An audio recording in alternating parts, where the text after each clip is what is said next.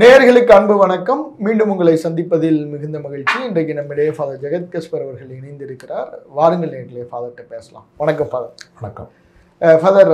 அதிமுகவினுடைய அவசர செயற்குழு ஆகஸ்ட் 16 கூட்டுறாங்க. முதல்ல அவருடைய பொதுச் செயலாளர் மாவட்ட செயலாளர் கூட்டத்தை அறிவிக்கிறார். பிறகு பின்வாங்கி திரும்ப அதை செயற்குழு கூட்டமாக மாற்றுறாங்க. என்னதான் ஃபாதர் அதிமுக நடக்குது? என்ன நடக்குது என்பது எனது தேடல் வேலை அல்ல. ஆனால் அந்த கட்சி ஒரு எக்ஸிஸ்டென்ஷியல் கிரைசிஸ் அது சந்திக்குது. ஓகே, இது ஒன்று. அப்போ தமிழர்களாக நம்மை போன்றவர்கள் கேட்க வேண்டிய கேள்வி, அந்த கட்சி இன்று தமிழகத்திற்கு தேவையா இல்லையா அப்படிங்கிற கேள்வி. இந்த ரெண்டும் தான். ஓகே, முதல்ங்கிறது அவங்களுடைய கவலையா இருக்கணும். அந்த கட்சி ஒரு எக்ஸிஸ்டென்ஷியல் கிரைசிஸை சந்திக்குது. 2026 தேர்தலில் அது வெற்றி பெறாவிட்டாலோ, வெற்றிக்கு அருகில் வர முடியவில்லை என்றாலோ, அது குறைந்தபட்சம் ஒரு 35% வாக்குகளை பெற முடியவில்லை என்றாலோ, அடுத்தடுத்து அதனுடைய தேய்வை தடுக்கவே முடியாது. தமிழகத்தில் காங்கிரஸ் கட்சி என்ன நிலையில் ஒரு மிக உயரத்திலிருந்து கீழிறங்கி வந்ததோ, அதே போல அண்ணா திராவிட முன்னேற்ற கழகமும் ஆகும். இது அந்த கட்சி சந்திக்கிற எக்ஸிஸ்டென்ஷியல் கிரைசிஸ். அந்த எக்ஸிஸ்டென்ஷியல் கிரைசிஸுக்கு காரணம் என்ன அப்படின்னா, அந்த கட்சி எப்படி உருவானது, அதனுடைய வெற்றிக்கான அடிப்படை என்னவாக அமைந்தது. எப்பவுமே நான் சொல்றேன், சமூக திரட்சிகளும் சமூக கூட்டணிகளும் தான் அரசியல் கூட்டணியையும் அரசியல் திரட்சியையும் உருவாக்குகிறது. நீண்ட காலமாக தமிழகத்தில் நடந்த சமூக நீதி பேரியக்கம் என்பது ஒரு பிராமண எதிர்ப்பு பேரியக்கமாகத்தான் நடந்தது. எப்போதுமே அதிகாரத்தை யார் கட்டுப்படுத்துகிறார்கள், அந்த அதிகாரம் சமநீதி கொண்டதாகவும் எல்லோரையும் உள்ளடக்கியதாகவும் இருக்கிறதா, இல்லை என்றால் அதை எதிர்க்க வேண்டும் என்கின்ற அந்த விசையிலிருந்து தான் எதிர்ப்பு இயக்கங்கள் வருகின்றன. தன்னுடைய எண்ணிக்கைக்கு அதிகமாக பிராமண சமூகம் அதிகாரத்தை இங்கு நிறுவி இருந்தது என்பதில் எழுந்த அந்த எதிர்ப்பு, அதிலிருந்து பிறக்கிறதா நீதி கட்சியாக இருக்கட்டும், பிராமணர் அல்லாத ஒரு இயக்கமாக தொடங்கியது. ஆனால் பிராமணர் அல்லாத ஒரு இயக்கத்தை கட்டமைக்கின்ற அறிவு வளமும் பொருள் வளமும் ஒருங்கிணைப்பு திரட்சியாக்குதல், ஒரு மொபிலைசேஷன் கெப்பாசிட்டியும் எந்த சமூகங்களுக்கு இருந்தது என்றால், பிற்படுத்தப்பட்ட மிகவும் பிற்படுத்தப்பட்ட ஒடுக்கப்பட்ட சமூகங்களுக்கு இருக்கல. அந்த அறிவு தொலைநோக்கு கூர்நோக்கு என்பது பிராமணர்களுக்கு அடுத்த படிநிலையில் இருந்த சமூகங்கள். அது நீங்கள் முதலியார்களை எடுத்துக்கொள்ளலாம், சைவ பிள்ளைகளை எடுத்துக்கொள்ளலாம், கவுண்டர்கள் எடுத்துக்கொள்ளலாம், கேரளத்தினுடைய நாயர்கள் கூட அதில் பங்கேற்றார்கள். நாயுடு இவர்கள் தான் அதிகமாக வரையறுத்தார்கள், அதை ஒரு வழித்தடங்களை உருவாக்கினார்கள். அதற்கான ஒரு மொபிலைசிங் விசை சக்தி என்று சொல்வார்கள். ஒரு கிரவுண்டில் வர்றது பிற்படுத்தப்பட்ட சமூகங்கள், அது முக்குலத்தூர், வன்னியர்கள், கவுண்டர்கள், ஏனைய சமூகங்கள் இதுக்கு பின்னாடி நின்னாங்க. அதுதான் ஒரு பெரும் நகர்வை தமிழக அரசியல் களத்தில் கொண்டு வருகிறது, அதிகார மாற்றம். அப்போ திராவிட முன்னேற்ற கழகம் அதனுடைய ஒரு பிவட், முனைப்பு முன்னணியாக நிற்கிறது. அது கொஞ்சம் காலம் ஆட்சி செய்கிறது. அந்த ஆட்சியிலும் கூட என்ன ஆகலை அப்படின்னா, அதிகாரம் எல்லா சமூகங்களுக்கும் பரவலாகலை. அது பிராமணர் அல்லாத முன்னின்ற உயர் ஜாதிகளாலேயே அதிகமாக கட்டுப்படுத்துகின்ற பொழுது அடுத்த நிலை என்னன்னா, இது இப்போ மோடிக்கோ இவங்களுக்கோ எதிராக கட்சிக்குள்ள பிஜேபிக்குள்ளே வருதுன்னா, யூபியிலையும் ராஜஸ்தான்லையும் அங்கேயே வாழ்நாள் முழுதும் அரசியல் பண்ணவங்களுக்கு அதிகாரம் இல்லை. எல்லாமே டெல்லியில் உட்காந்து அவங்க கேபினட் செக்ரட்டேரியட் முடிவு பண்ணுறாங்க, பிரைம் மினிஸ்டர் ஆஃபீஸ் முடிவு பண்ணுறங்கிறப்போ அவனுக்கு ஆத்திரம் வருமா இல்லையா? என்னதான் கொள்கை, மதம், கத்திரிக்காய், வெண்டைக்காய் எல்லாம் பிடிச்சிருந்தாலும் கூட என்ன அதிகாரத்தில் மட்டும் அவங்க எல்லாம் முடிவெடுக்கிறாங்க, எல்லாம் அதானிக்க விடுறாங்கிறப்ப தான் பிஜேபிக்குள்ளேயே அந்த கலகம் மனசுக்குள்ளேருந்து நெருப்பாக வருது இல்லைங்களா? அப்படி ஒரு கரண்டு கொண்டு இருக்கிறது இங்கே இப்போ கரண்டு கொண்டு இருக்கிற போது அந்த திமுகவினுடைய அதிகார ஒழுங்கை கலைப்பதற்கு எம்ஜிஆர்ங்கிற ஒரு ஆளுமை கலகம் செய்கிறார். அவரே எதிர்பார்த்திருக்க மாட்டார். திண்டுக்கல்லில் தனக்கு வெற்றி வரும் என்பது, தனக்கு அதிமுகவுக்கு வெற்றி வரும்னு அவரே நினைச்சிருக்க மாட்டார்.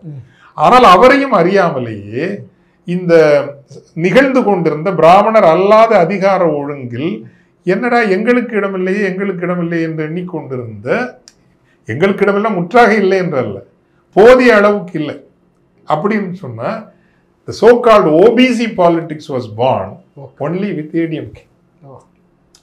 OBC politics was not born with DMK politics. The typical OBC politics நீங்க யூபிலையோ அல்லது இன்னைக்கு பிஜேபி எக்ஸ்பெரிமெண்ட் பண்ணி கொண்டிருக்கக்கூடிய பிற்படுத்தப்பட்ட சமூகங்களினுடைய அரசியல் என்பது அதிமுகவில் பிறக்கிறது. இப்போ அதுக்கு பிறகு இன்னைக்கு ஏறக்குறைய 35 ஆண்டுகளாக தமிழ்நாட்டு அரசியலினுடைய பேக் போன் அப்படின்னா அது வந்து ஓபிசி பாலிடிக்ஸ் தான். அந்த ஓபிசி பாலிடிக்ஸினுடைய வந்து ஒரு அடையாளமாகத்தான் அண்ணா திராவிட முன்னேற்றக் கழகம் பிறக்கிறது. அந்த ஓபிசியில் எந்தெந்த சாதிகள் முதன்மையாக நிற்கிறது என்றால், ஓபிசியில் முன்னணியில் யார் நிற்கிறாங்களோ அந்த முக்குலத்தோர் சமூகமும் கவுண்டர் சமூகமும் அதில் மிக முக்கியமான சமூகங்களாக அதிமுகவுக்குள் வருகிறார்கள். ஒரு தொகுப்பு வன்னியர்கள் வருகிறார்கள், எல்லாரும் வரல. வன்னியர்கள் பெரும்பாலும் அவர்கள் திமுக பக்கம் தான் இருந்திருக்காங்க. ஒரு தொகுப்பினர் பின்னாளில் பாட்டாளி மக்கள் கட்சிக்கு பக்கமா போறாங்க. இந்த இரண்டு சமூகங்களும் எம்ஜிஆர் என்கின்ற ஆளுமை மீது ஏற்பட்ட அந்த வசீகரம், அதனால் தலித் சமூகங்கள் அவருக்கு பின்னாடி நின்றது. அருந்ததியர் சமூகம் ஒட்டுமொத்தமாக முழுதாக நின்றது. சிறுத்தைகள் இவர்கள் வளர்வதற்கு முன்னால் வட தமிழகத்தினுடைய பரையர் சமூகமும் எம்ஜிஆர் பின்னாடி தான் நின்றது. அத்தோடு இஸ்லாமிய சமூகத்திலும் கணிசமானவங்க எம்ஜிஆர் பின்னாடி. ஸோ இது வந்து ஒரு ஃபர்மிடபிள் பொலிட்டிக்கல் ஃபோர்ஸா மாறுது. ஃபர்மிடபிள் தமிழ் உணர்வு கொண்டவர்கள் நிறைய பேர். இன்ஃபேக்ட் தமிழுக்கான நிறுவனங்கள் பல, கொள்கைகள் பல உருவாக்கப்பட்டது அண்ணா திராவிட முன்னேற்ற கழகத்தினுடைய காலத்தில் தான். ரிசர்வேஷனை இந்த அளவு கொண்டு வந்து நிறுத்தினதுல அண்ணா திராவிட முன்னேற்ற கழகத்துக்கு. ஆக எம்ஜிஆர் என்கின்ற வசீகரம் மிக்க ஒரு ஆளுமை முன்னுக்கு நின்றாலும் கூட சமூக நீதி உணர்வாலும் தமிழ் உணர்வாலும் புடமிடப்பட்ட பல தலைவர்களும் ஆளுமைகளும் சக்திகளும் பிற்படுத்தப்பட்ட சமூகங்கள், அதிலும் முன்னால் நின்ற முக்குலத்தோர் இவங்களால் உருவாக்கப்பட்டு வாழ்விக்கப்பட்டு பல முறை ஆட்சி அதிகாரத்தை பிடித்த ஒரு கட்சி தான் அதிமுக. அப்ப இதுல இன்னைக்கு வந்து இந்த இடத்துல நான் ஒரு விஷயத்தை நான் சொல்லணும். முக்குலத்தோர் சமூகம் 1000 ஆண்டுகளாய் பெற முடியாத அதிகார அனுகூலங்களை அண்ணா திராவிட முன்னேற்ற கழகம் என்கின்ற ஒழுங்கின் மூலம் பெற்றது. இதை நீங்க இப்ப நான் ஜாதியை பேசுறதுன்னு இல்லை, எல்லா சமூகங்களுக்காகவும் நான் வாய் திறந்து பேச வேண்டும் என்றால் அடுத்த வருகின்ற காலங்களில் விளிம்பு நிலை தலித் சமூகங்களுக்கு மிகப்பெரிய அதிகார இடம் கிடைக்க வேண்டும் என்று சொல்வேன். பிற்படுத்தப்பட்ட சமூகங்களிலும் அதிகாரத்தினுடைய பலன்களிலிருந்து இன்னும் எந்த பயனும் அனுபவிக்காத அவர்களுடைய எண்ணிக்கைக்கு ஏற்றபடி பயன் அனுபவிக்காத முத்திரையர் சமூகமாக இருக்கலாம், யாதவர் சமூகமாக இருக்கலாம், மீனவ சமூகங்கள், இவர்களுக்கெல்லாம் அதிகாரத்தில் இன்னும் இன்னும் இன்னும் இடம் கிடைக்க வேண்டும் என்று நான் வாதிடுகிறவன், அதை தொடர்ந்து உரத்து குரல் கொடுக்க வைத்திருக்கிறவன். ஆனால் முக்குலத்தோர் சமூகமாக இருக்கட்டும், கவுண்டர் சமூகமாக இருக்கட்டும், இவர்கள் இன்றைக்கு RSSனுடைய மாய ஒரு கவர்ச்சியால் இன்னைக்கு போறாங்கல்ல. நீங்கள் 1000 ஆண்டுகளாய் பெற முடியாத அனுகூலங்களை உங்களுக்கு பெற்று தந்தது அண்ணா திராவிட முன்னேற்ற கழகம் என்கின்ற அந்த கட்சி வந்ததா. அந்த கட்சியை அழித்து ஒழிக்க வேண்டும் என்று பலவீனப்படுத்துவதற்கு வரிந்து கட்டி கொண்டு நிற்பது RSS, பாரதிய ஜனதா கும்பல். இதை புரிந்து கொள்ளாமல் இந்த சமூகங்களில் உள்ளவர்கள் அதே RSSஐ நோக்கி நகர்கிறீர்கள் என்றால் உங்கள் சமூகங்களில் ஒரு சிலருக்கு நல்லது நடக்கும், ஆனால் ஒட்டுமொத்தமாக உங்கள் சமூகத்திற்கு அரசியல் அதிகார பலம் கிடைக்குமா என்றால் கிடைக்கவே கிடைக்காது. அப்போ இன்னைக்கு என்ன ஆயிடுச்சு, RSSனுடைய சதி சூழ்ச்சியால் அதிமுக உடைக்கப்பட்டு விட்டது. அந்த உடைவுக்கு காரணம் OPS அவர்களோ அல்லது சசிகலா அவர்களோ அல்ல. இப்ப சசிகலா அவர்களை ஒண்ணுமில்லாம பண்ணது யார் பண்ணாங்க? RSS தானே. ஊழல்னு சொன்ன RSSும் பிஜேபியும் பண்ணாத ஊழலா? இப்போ இயல்பாக அது ஓகே, சசிகலா அவர்களுக்கோ அல்லது தினகரன் அவர்களுக்கோ வந்திருக்க வேண்டிய அதிகாரத்தை தானே ஒன்றிய அரசனுடைய ED போன்ற அமைப்புகளினுடைய இடைப்பாட்டால் கட்சி பலவீனப்படுத்தப்படுகிறது. அப்போ எடப்பாடி அவர்கள் என்ன தவறு செய்யறாரு அப்படின்னா, ஓகே ஒரு ரவுண்ட்ல அவங்க இது வீக் ஆயிட்டாங்க, பலவீனம் ஆயிட்டாங்க. பலவீனான பிறகு அடுத்த வட்டத்தில் அடுத்த சுற்றில் அவர்களையும் இணைத்து கொண்டு கட்சியை எப்படி காப்பாற்றுவது என்று எண்ணினால் மட்டும்தான் அவர் தலைவர். இல்ல இன்னொரு எலெக்ஷன் நீங்க வர முடியலன்னா கட்சியில நீங்க உங்களுக்கு கட்சி உங்க கட்டுப்பாட்டில் இருக்கும், பணம் உங்களுக்கு இருக்கும், பெரும் பணம் இருக்கும், ஆனா நீங்க பதவிக்கெல்லாம் வர முடியாது.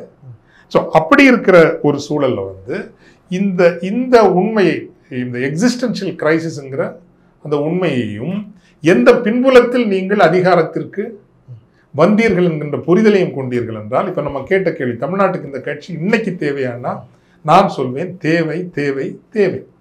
ஏன்னா இன்னொரு நம்பத்தக்க நம்பகத்தன்மை கொண்ட ஒரு புதிய அரசியல் ஒழுங்கு வருவதற்கான களம் நமக்கு தெரியல. அப்படி ஒரு காட்சி ஒன்று வருகிறது, நம்பிக்கை கொண்ட ஒரு மூன்றாவது அணி, நம்பிக்கைக்குரிய ஒரு மூன்றாவது அணி மிக நன்றாக வருகிறது என்றால் அவங்க பக்கத்துல போகலாம். இன்றைக்கு அதிமுக தேயுமையானால் அந்த களத்தை RSS பாஜக தான் பயன்படுத்தும் என்பது களமாக இருக்கிற போது, தமிழ்நாட்டினுடைய சமூக இணக்கப்பாடு, அதனுடைய சமூக நீதி பயணம், அதனுடைய ஒரு வெல்ஃபேர் சார்ந்த மக்கள் நலவாழ்வு சார்ந்த வளர்ச்சி, இவற்றிற்கு அண்ணா திராவிட முன்னேற்ற கழகம் என்கின்ற கட்சி தேவைப்படுகிறது. இதை ஒவ்வொரு தொண்டனும் ஒவ்வொரு தலைவனும் உணர வேண்டும் என்பது நம்முடைய முதல் வேண்டுகோளாக. தமிழகத்திற்கு இந்த கட்சி இன்றைக்கு அவர்களோடு நாம் உடன்படுகிறோமா, அவர்களை விமர்சிக்காமல் இருக்க போகிறோமா, அதெல்லாம் வேறு கேள்வி. ஆனால் நடுநிலையாக நின்று ஒரு அரசியல் ஆய்வாளனாக தமிழ்நாட்டிற்கு இன்று அந்த கட்சி தேவை தேவை. இதை புரிந்து கொண்டீர்கள் என்றால் then how do you become relevant again? தமிழக அரசியலில் மீண்டும் அதிகாரத்துக்கு அருகில் நீங்கள் வந்து நிற்கிறபடி எப்படி நீங்க ரெலவெண்டா இருக்க முடியும்னா, எடப்பாடி அவர்கள் செய்கின்ற மிகப்பெரிய தவறு, அவர் கண்ணுக்குள் நிற்பதும் நெஞ்சுக்குள் நிற்பதும் ரத்தத்தில் ஓடுவதும், என்ன வந்தாலும் பரவாயில்லை, சசிகலா அவர்களோ OPS அவர்களோ மீண்டும் கட்சிக்குள்ள வரக்கூடாது. அப்ப யதார்த்தத்தில் எங்க இருக்குது? வடக்கு வடமேற்கில் இன்றும் பாமகவோடு நீங்கள் கூட்டணி வைத்துக் கொண்டீர்கள் என்றால் நீங்க களத்தை கட்டுப்படுத்த முடியும். உண்மையிலேயே அவங்க பாமக, பிஜேபி, அதிமுகங்கிற கூட்டணி வட மற்றும் வடமேற்கு மாவட்டம் அப்படின்னா, நீங்க உங்களுக்கு கிருஷ்ணகிரி, தருமபுரி, கோயம்புத்தூர், ஈரோடு, சேலம் இந்த பகுதிகளிலெல்லாம் இவங்க களத்தை வந்து டாமினேட் பண்ண முடியும். பட் அதுவே உங்களை ஆட்சி கட்டில் கொண்டு வந்து அமர்த்துமா என்றால் முடியாது, அமர்த்தாது. இன்னைக்கு யதார்த்தம் இதை ஒவ்வொரு அண்ணா திராவிட முன்னேற்ற கழக தொண்டனுக்கும் ஒரு கள ஆய்வாளன் என்கின்ற வகையில் நான் சொல்றேன். தென் தமிழகத்திலும் ஒரு டெல்டா ரீஜன் மத்திய தமிழகத்திலும் ஓரளவுக்கு வெற்றிக்கு 60% அருகில் வர முடியும் என்று வேட்பாளர்களை நிறுத்துகிற அளவில் ஒரு 80 to 100 தொகுதியில் அதிமுக இல்லை. இதுதான் அது சந்திக்கிற எக்ஸிஸ்டென்ஷியல் கிரைசிஸ். மீண்டும் சொல்றது, 80 to 100 தொகுதிகளில் கிரெடிபிள் கேண்டிடேட்ஸை போடக்கூடிய, வெற்றிக்கு அருகிலாவது வந்து சேர முடியும் என்கின்ற நிலையில் இருக்கிற வேட்பாளர்கள் இல்லை. இதை வரணும் அப்படின்னா அது தன்னுடைய அந்த சமூக கூட்டணியை அது வலுப்படுத்தணும். அப்போ நீங்க கட்சிக்குள் இருக்கக்கூடிய சசிகலா அம்மையாரோடும் தினகரன் அவர்களோடும் OPS அவர்களோடும் ஒரு இணக்கப்பாட்டை உருவாக்குகிற உள் ஒழுங்கு ஒன்று. இப்போ சீனியர் லீடர்ஸ் அதை தான் பண்ணணும். when you face an existential crisis, அங்கே ஈகோவுக்கு இடம் இல்லை. வாழ்வா சாவா என்கின்ற நிலையில் இருக்கிற போது ஈகோ அப்படின்னா நீங்க செத்து மடிவதை தவிர அந்த சாவு என்பது வீரச்சாவாக இருக்காது. அது ஒரு அவமானம்னா புகழற்ற ஒரு மறைவாக இருக்கும். புகழற்ற ஒரு தேய்மானத்திற்கும் மறைவிற்கும் நீங்கள் விரும்புகிறீர்களா அப்படிங்கிறத நீங்க கேட்டு பார்க்கணும். ரெண்டாவதாக, சமூக கூட்டணி தான் அரசியல் கூட்டணி. இதை நான் மீண்டும் மீண்டும் மீண்டும் வலியுறுத்தி வருகிறேன். நீங்க என்ன பண்ணிட்டீங்க? பாரதிய ஜனதா கட்சிக்கு சரணடைந்து நீங்கள் சிறுபான்மை மக்களுக்கு எதிரானவர்கள், அடிப்படை தமிழர் நலன்களுக்கு நீங்கள் எதிரானவர்கள். எவ்வளவு அப்பட்டமாக நீங்க CAA இருக்கலாம், சிறுபான்மை மக்களுக்கு எதிராக கொண்டு வரப்பட்ட அந்த அத்தனை சட்டங்களும் கூட நின்னீங்கல்ல. ஆனால் தானே இஸ்லாமிய சமூகத்தில் குறிப்பாக உருது பேசுகிறவர்கள் அதிமுகவுக்கு தான் ஓட்டு போட்டு வந்தாங்க. அதனால்தான் இந்த அவங்கள வந்து வடக்கு வடமேற்கு தமிழகத்தில் அசைக்கவே முடியாமல் இருந்தது காரணம், பல இடங்களில் இஸ்லாமிய மக்கள் 80% உருது பேசுகின்ற மக்கள் அவங்களுக்கு தான் ஓட்டு போட்டாங்க அதிமுகவுக்கு. ஏனைய பகுதிகளிலும் கூட ஒரு 30-40% பிஜேபியோட அலையன்ஸ் வச்ச பிறகு கூட போட்டாங்க. ஏன்னா நம்பலாம், ஜெயலலிதா அம்மாவை நம்பலாம், எம்ஜிஆர் நம்பலாம் அப்படிங்கிற எண்ணம் இஸ்லாமிய சகோதரர்களுக்கு இருந்தது. இன்றைக்கு இஸ்லாமியர்கள் கிறிஸ்தவர்கள் முற்றுமுழுதாக அதை இழந்திருக்கிறார்கள். அந்த சமூக கூட்டணியில் நீங்க இப்போ அலையன்ஸ் வைக்காம ஒன்று பண்ணியிருக்கீங்கல்ல, இந்த அலையன்ஸ் வைக்காம பிஜேபி புறக்கணித்து விட்டு தேர்தலை எதிர்கொண்டதால் ஓரளவுக்கு பரவாயில்லைங்கிற ஒரு எண்ணத்துக்கு வந்திருக்கு. ஆனா இப்ப என்ன சொல்லுவாங்கன்னா, அதிமுக உள்ள இருக்கிறவங்க, நம்ம பிஜேபியோட போயிருந்தா, PMK பிஜேபி சேர்ந்து போயிருந்தோம்னா பாராளுமன்ற தேர்தலில் அந்த பக்கம் பெரிய வெற்றி பெற்றிருக்கலாம் அப்படின்னு சொல்லுவாங்க. மீண்டும் சொல்கிறேன், உங்களுக்கு வெற்றி கிடைக்கும். எங்கு கிடைக்கும் என்றால் வடக்கிலும் வடமேற்கிலும் கிடைக்கும். ஏனைய பரப்பில் டெல்டா பகுதியில் கிடைக்கவே கிடைக்காது. தமிழகம் ஒரு சிறுபான்மை மக்களும் ஒடுக்கப்பட்ட சமூக மக்களும் உங்களுக்கு பின்னாடி வரவே இல்லை. ஆக இன்று நீங்கள் எடுத்திருக்கிற சமூக நீதிக்கான, சமூக இணக்கப்பாட்டிற்கான, தமிழகத்தை ஒரு வளர்ச்சி திசையில் கொண்டு வர வேண்டும், ஒரு வெல்ஃபேர், கொஞ்சம் கரப்ஷனை குறைக்கணும், இந்த கமிஷன் பாலிட்டிக்ஸை வந்து commission based governance, rent seeking, நாங்கள் இதெல்லாம் குறைச்சி வரணும்னு உங்களை சுத்தப்படுத்திக்கிற தயாராக இருந்தீங்கன்னா தமிழ்நாடு உங்களை ஏற்றுக்கும். ஆனால் அந்த இடத்துக்கு நீங்கள் வரணும் அப்படின்னா டெஃபினட்டாக நீங்கள் எடப்பாடி அவர்கள் உங்களுக்கு ஒரு முதுகெலும்பாக நின்ற முக்குலத்து சமூகத்தோடு நீங்கள் சமாதானம் செய்து கொண்டுதான் ஆக வேண்டும். இதுவரைக்கும் நீங்கள் முதன்மைப்படுத்தாத ஏனைய பிற்படுத்த உத்தரப்பிரதேசத்தில் அகிலேஷ் யாதவ் பிஜேபிக்கு இப்போ தண்ணி காட்டியிருக்காருல, ஆனானப்பட்ட யோகி ஆதித்யநாத்தும் சரி, மோடியே வந்து வயிறு கலங்கி போற அளவுக்கு எப்படி அகிலேஷால வந்து வியூகம் போக்க முடிஞ்சது? வேற ஒண்ணுமே பண்ணல. அவர் மீது இருந்த குற்றச்சாட்டு என்பது அந்த சமாஜ்வாடி மீது இருந்த குற்றச்சாட்டு. இவர்கள் அதீதமாக யாதவர்களுக்கே இவர்கள் வழங்குகிறார்கள். இங்க இருக்கிற மாதிரி தான் நீங்க பிராமண எதிர்ப்பு என்கின்ற பேரில் அதுக்கு அடுத்திருந்த உயர் ஜாதிக்கு கொடுத்த மாதிரி நீங்க பிற்படுத்தப்பட்டோர் என்கின்ற பேரில் பிற்படுத்தப்பட்டவர்களில் பெரும்பான்மையாக இருக்கிற யாதவர்களுக்கு முதன்மை கொடுத்து விட்டீர்கள். ஆனால் இந்த எலெக்ஷன் என்ன பண்றாரு? யாதவர்கள் அல்லாத பிற்படுத்தப்பட்டவர்களுக்கு முக்கியத்துவம் கொடுக்கிறார். அந்த வியூகத்தை உங்க கையில் எடுக்கலாமே. நீங்க வந்து நீங்க மீனவ மக்களை முன்னிலைப்படுத்துங்கள், யாதவர் கோனார் சமூகத்தை முன்னிலைப்படுத்துங்கள், முத்தரையர் சமூகத்தை நீங்கள் முன்னிலைப்படுத்துங்கள். பள்ளர் சமூகம் என்ற தலைமை பெரிதாக இல்லாமல் அது தடுமாறுகிறது. அது ஒரு மிக முக்கியமான சமூகம். அது அந்த சமூகத்தில் அடையாளம் கண்டெடுத்து நீங்கள் முதன்மைப்படுத்துங்கள். நீங்கள் இது எங்கள் கட்சி என்கின்ற அந்த உணர்வை, பழைய உணர்வை நீங்கள் முக்குலத்து சமூகத்திற்கு கொடுக்க வேண்டும் என்றால் தினகரன், சசிகலா அம்மையார், ஓபிஎஸ் இவங்களை உள்ள சேர்த்து ஆகணும். கொண்டு வந்து சிறுபான்மை மக்களோடான உறவையும், பிஜேபியோடு என்ன வந்தாலும் எங்களுக்கு உறவு இல்லை என்பதை தெளிவாக்கி சமூக அளவில் ஏற்படுகின்ற உரையாடல் தானே அரசியல் உரையாடலாகவும் மாறுகிறது இல்லையா? அதே போல தமிழ் தேசிய சக்திகள், தமிழ் தேசிய சக்தி என்பது ஏதோ நாம் தமிழர் இல்லை, அதே போல 100 அமைப்புகள் இருக்கின்றன. தமிழுக்கான கோரிக்கைகள், அவருக்கு தமிழுக்கான அடிப்படை தமிழ் சார்ந்த கோரிக்கைகள் ஏராளம் இருக்கின்றன. அந்த கோரிக்கைகளை கூர்மைப்படுத்துகிற, பொதுக்களத்தில் இன்னும் மிக பெரிதாக அது வெளிப்படுத்த வைக்கிற செயற்பாடுகளை எடுத்தீர்கள் என்றால் நீங்கள் மீண்டும் அதிகாரத்திற்கு வரக்கூடிய ஒரு நிலை வரும். தமிழக அரசியல் இன்றைக்கு 3வது ஒரு அணி ஒன்று நம்பகத்தன்மையோடு வருகின்ற வரை திமுக, அதிமுக என்கின்ற அச்சில் இயங்குவதுதான் இன்றைக்கு ஆபத்து சூழுகின்ற இந்த காலகட்டத்தில் மத வெறி உள் வந்து புகுந்து இந்த சமூகத்தை நாசம் செய்ய துடித்து கொண்டிருக்கிற காலகட்டத்தில் அந்த அச்சில் இயங்குவதுதான் இன்றைக்கு தற்காலிகமாக தமிழகத்திற்கு நல்லது என்பது என்னுடைய பணிவான கருத்து. கண்டிப்பா ஃபாதர், நீங்க சொன்னதுலேருந்து ஒரு புள்ளிக்கு நம்ம இந்த உரையாடலை நகர்த்தலான் இருக்கேன். இந்த முக்குலத்து சமூகம், குறிப்பாக திரு ஓபிஎஸ் ஆக இருக்கலாம், திரு டிடிவியாக இருக்கலாம், திருமதி சசிகலாவாக இருக்கலாம், இவங்க பெரிய பாஜகவால இன்ஃப்ளூயன்ஸ் பண்ணப்படுறாங்க. இப்ப நீங்க சொல்ற மாதிரியான ஒரு ஒருங்கிணைந்த அதிமுகவை நோக்கி அதிமுக நகர்றப்ப பொதுமக்கள் எப்படி இவர்களை நம்புவாங்க? அந்த சமூகமே நம்பல. இப்ப எனக்கு ஓபிஎஸ் அவர்களுமே தனிப்பட்ட முறையில் மரியாதை உண்டு. இப்போ நான் எனக்கு அவரோட நேரடி பழக்கம் இல்லை என்றாலும் கூட பல கிறிஸ்தவ சபை சார்ந்தவர்கள், அவர் துணை முதல்வராக இருந்த பொழுது கிறிஸ்தவ நிறுவனங்கள் சார்ந்து என்ன அனுமதி அவரிடம் சென்று கேட்டாலும் அமைதியாக அதை விளம்பரப்படுத்தாமல் அவர் செய்து கொடுத்திருக்கிறார். இதில் ஒன்றும் இது வெளிப்படையாக நான் சொல்கிறேன். அப்போ அவர் நல்லது செய்யாதவர் அல்ல, தன்னிடம் வந்தவங்களுக்கு அவர் செய்திருக்கார், இல்லைன்னு இல்லை. ஆனால் தனக்கும் தன்னுடைய மகனுக்கும் பதவி என்பதற்காக எந்த அளவுக்கும் இறங்கி போக வேண்டும் என்று அவர் சரணாகதி அடைகிறார் பார்த்தீங்களா? அது உங்கள் சமூகத்துக்கே நீங்கள் இழுக்காகிறீர்கள்.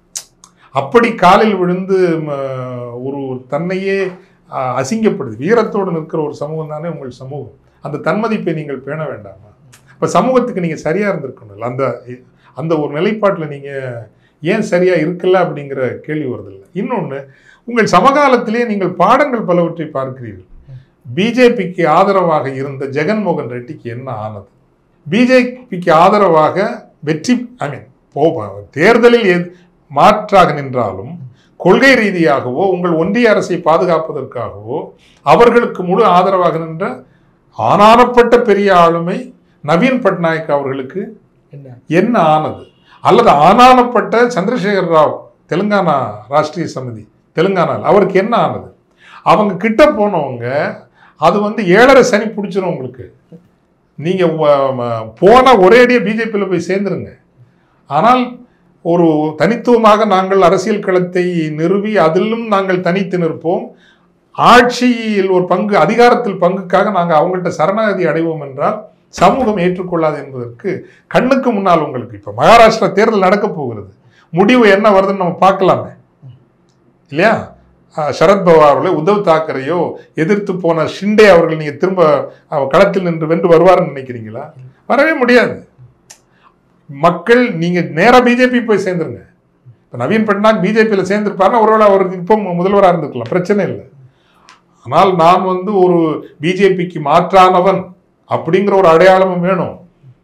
அதிகாரம் என்று வருகின்ற பொழுது ஒன்றியத்தில் சரி நாங்கள் அவர்களோட சமரசம் செய்து கொள்வேன் என்றால் அதை ஏற்றுக்கொள்வதற்கு மக்கள் தயாராக இல்லை என்பது ஜெகன்மோகன் ரெட்டி, நவீன் பட்நாயக், சந்திரசேகர் ராவ் அல்லது இங்கே ஷிண்டே நடக்க போகுது இப்படி நிரூபிக்கப்பட்டு விட்ட ஒன்று. எனவே இந்த ஊசலாட்டம் இருக்கிறதுல எங்கேயும் அந்த ஊசலாட்டம் பாஜகவுக்கு இருந்தது என்றால் அது தன்னுடைய கடைசி மரண சாசனத்தை இப்போதை எழுதி கொள்ளும் என்பதுதான் என்னுடைய கருத்து. கண்டிப்பா இந்த அதிமுகவுடைய தொண்டர்கள் அது வந்து இன்னைக்கும் நம்ம கடைகொடியில போய் பார்த்தாலும் இன்றைக்கும் எம்ஜிஆர் இருக்கிறார் அப்படின்னு சொல்ற நிறைய தொண்டர்கள் இருக்காங்க. இந்த அதிமுக தொண்டர்களுக்கு நீங்க சொல்ற செய்தி என்ன? தொண்டர்கள் இந்த ரெண்டு கட்சி திமுக அதிமுக ரெண்டு கட்சியினுடைய தொண்டர்களும் அற்புதமான தொண்டர்கள் சார். அது அடிமட்டத்திலிருந்து எழுந்து வந்த கட்சி. இன்னைக்கு ரெண்டு கட்சிகளையும் வந்து எப்படி ஒரு காலத்தில் அதிகாரம் வந்துவிட்டு அதிகார போதை ஏறிய பிறகு பிரபுத்துவ கட்சியாக காங்கிரஸ் மாறியதோ அதே மாதிரி வந்து ரெண்டு கட்சியும் பூர்ஷ்வா கட்சியாக மாறி இருக்குது. இது ரொம்ப நாள் நீடிக்காது. இது அவங்க புரிஞ்சுக்கிற மாதிரியும் இல்லை, ரொம்ப நாள் ஓடாது. இன்னொரு சக்தி ஏதாவது ஒன்று வரும், பட்டுன்னு களத்தை மாற்றி விடும், களத்தை மாற்றும். இது நடக்கத்தான் போகிறது. ஆனால் அதிமுகலையும் சரி திமுக அந்த நீங்கள் அதிமுக கேட்டனால சொல்கிறேன். பட் இந்த திராவிட இயக்கம் என்பது அடிப்படையில் சாமானிய தொண்டர்களால் உருவாக்கப்பட்டு வளர்ந்த கட்சி. இன்னொன்று அதிமுகவில் வந்துங்க எனக்கு இந்த மீண்டும் சொல்ல இந்த ரெண்ட் சீக்கிங்கிறது ஏற்றுக்கொள்ள முடியாத ஒன்று. ஆனால் அரசியல்னா பணம் இருக்கும், அது ஒரு அளவோடு இருக்கிற வரைக்கும். இப்போ கலைஞர் இருந்த வரைக்கும் அது 9-10% இருந்துன்னு நினைக்கிறேன். ஜெயலலிதா இருந்தப்போ கூட அது அதிகபட்சமாக ஒரு 12%, 14%, நார்மலாக ஒரு 8% இப்படின்னு போச்சுது. இதை ஏற்றுக்கொள்றதா இல்லையா பொலிட்டிக்கல் எனக்கு அதில் ஒரு பெரிய டிலமானா யதார்த்தவாதி பிரெக்மேட்டிஸ்ட். ஆனால் அதிமுக ஏன் அந்த ஒரு இந்த உறவு அப்படின்னா ஜெயலலிதாங்கிற எவ்வளோ ஒரு அயன் லேடி. அந்த அயன் லேடியினுடைய காலத்திலே கூட ஆட்சி நிர்வாகம் சரியாக நடந்ததோ இல்லையோ, ஆனால் பண பரிவர்த்தனை அந்த பிரித்து கொடுக்கிற சமூக நீதி இருக்கு இல்லையா, ஊழல் பணத்தை பிரித்து கொடுக்கும் நீதி என்பதில் அவ்வளவு பெர்ஃபெக்ட் கவர்னன்ஸ். ஆமாம் ஆமாம், பெர்ஃபெக்ட் கவர்னன்ஸ்னா 8% வாங்கியாச்சுன்னா எத்தனை பெர்சன்டேஜ் மந்திரிக்கு, எத்தனை பெர்சன்டேஜ் மாவட்ட செயலாளருக்கு, ஒன்றியத்துக்கு உட்பட்ட பகுதியில் ஒரு ப்ராஜெக்ட் நடக்குன்னா அதில் ஒன்றிய செயலாளருக்கு எவ்வளவு, அப்படி வந்து அந்த பெர்ஃபெக்ட் கவர்னன்ஸுங்கிறது இந்த லஞ்சமாக பெற்ற பணத்தை எல்லாருக்கும் பகிர்ந்து கொடுக்கிறது. நெல்லுக்கு இறைத்தது கொஞ்சம் புல்லுக்கும் என்பது போல கடைசி மட்ட தொண்டனுக்கு போய் சேர்கிறதோ இல்லையோ கடைசி மட்ட பொறுப்பாளர் வரைக்கும் போய் சேருகிறது. அந்த பொறுப்பாளர் தொண்டர்களையும் மகிழ்ச்சியாக வைத்திருக்க வேண்டும். அப்போ ஒரு போலீஸ் ஸ்டேஷன்லேயோ ஒரு ரெவன்யூ டிபார்ட்மெண்ட்லேயோ ஏதாவது பிரச்சனைன்னா அந்த அவர் போய் நிற்பார். இப்படிப்பட்ட ஒரு உறவு இழைகளில் உருவாகி வளர்ந்த கட்சிகள் தான் திமுக அதிமுக, இரண்டு கட்சிகளை. எனவே இந்த கட்சி மீது அளவற்ற பாசம் கொண்டவர்கள், இன்னொன்று அடிநிலையில் பகை வெறுப்பு கொண்டவர்கள் ரொம்ப கிடையாது. சாதி உணர்வு கொஞ்சம் தூக்கலாக இருக்குமே தவிர அதை வந்து ஒரு கலவரமாக மாற்றுகிறது சில இடங்கள்ல தான் நடக்கும். அதிமுக ஒரு தொண்டன் வந்து மத கலவரத்துக்கோ சாதி கலவரத்துக்கோ போய் நிற்க மாட்டாங்க. அந்த பண்பாடு ஏன்னா திராவிட இயக்க சமூக நீதி பண்பாட்டில் அடிப்படையில் தமிழ் பண்பாட்டில் ஊறி வளர்ந்தவர்கள். எனவே இந்த இரண்டு கட்சிகளினுடைய அடிப்படை தொண்டர்கள் மீதும் இடைநிலை தலைவர்கள் மீதும் எனக்கு அளவற்ற மரியாதை உண்டு. வளர்ந்து பெரிதாக வந்து விட்டவர்கள் பூர்ஷ்வா இதுக்கு மாறிட்டாங்க 2 கட்சியிலுமேங்கிறது அது வேறு விவாதம். இந்த கேள்விக்குரிய பதில் அது வராது. எனவே அந்த தொண்டர்களுக்கு சொல்வதும் மாற்றம் மேலிருந்து வராத பொழுது கீழிருந்து அதை நீங்க உருவாக்குங்க. இப்படித்தான் பண்ணணும். பொதுக்குழு கூட்டுங்க, எல்லா தலைவர்களோடையும் நீங்க சமாதானம் பண்ணுங்க. மதவாத சக்திகளோடும் சாதிய சக்திகளோடும் நமக்கு உறவு இல்லை, ஒருபோதும் இல்லைங்கிறது தெளிவா இருங்க. பிற்படுத்தப்பட்ட சமூகங்களிலும் இன்னும் அரசியல் அதிகார பீடங்களில் இடம் கிடைக்காத நான் சொன்ன இந்த சமூகங்கள், இது போல பல சமூகங்கள் இருக்கின்றன. சிறிய சிறிய எண்ணிக்கையில் வலையர் சமூகம் என்று ஒன்று இருக்கிறது, இப்படி நாவிதர் சமூகம் இருக்கிறது, அல்லது கணியர்கள் சமூகம், ஆசாரி, எவ்வளவோ சமூகங்கள் ஒரு நாள் கூட இந்த அதிகாரத்துக்கு அருகில் வர முடியாது. இவங்களை பற்றியெல்லாம் படிச்சு இவங்களுக்கும் இந்த அதிகாரத்தில் இடம் அளிக்கிறபடி வாரியங்களாக இருக்கலாம், ஏனைய ஒழுங்குகளாக இருக்கலாம், எல்லா சமூகங்களுக்கும் எங்களுக்கும் இந்த அதிகாரத்தில் ஒரு இடம் கிடைக்கும் என்கின்ற அந்த உணர்வை நீங்கள் உருவாக்கினீர்கள் என்றால் மீண்டும் நீங்கள் உயிர்த்தெழ முடியும், மீண்டும் அதிகாரத்தில் அமர முடியும். நன்றி சார்.